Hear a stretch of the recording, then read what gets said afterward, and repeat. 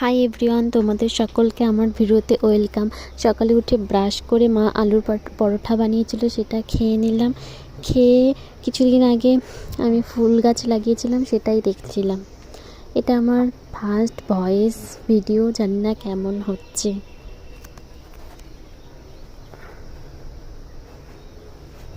মা রান্না করছিল, বলল মাছগুলো ভেজে দিতে, তাই মাছগুলো ভেজে দিচ্ছিলাম। বাবুর নখগুলো কিছুদিন থেকে অনেক বড় হয়েছে, কাটবো ভেবে কাটা হচ্ছিল না। বাবুর নখ কাটছিলাম আর দিদির সাথে গল্প করছিলাম। দিদি বাজারে গিয়েছিল, কিছু ফুলের চারা এনেছিল, সেখান থেকে আমাকেও কিছুটা দিয়ে গেল। আর নারকেল কুল এনেছিল, এবছরের প্রথম নারকেল কুল খাওয়া। তারপর স্নান করে খাবার খেয়ে নিলাম। আজ রান্না হয়েছিল শাক ভাজা আর আলু ফুলকপি দিয়ে মাছের ঝোল। হাই এভরিওয়ান, তোমাদের সকলকে আমার ভিডিওতে ওয়েলকাম।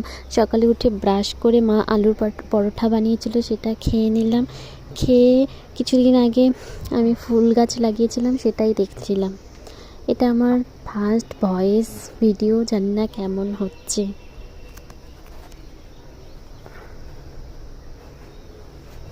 মা রান্না করছিল, বলল মাছগুলো ভেজে দিতে, তাই মাছগুলো ভেজে দিচ্ছিলাম।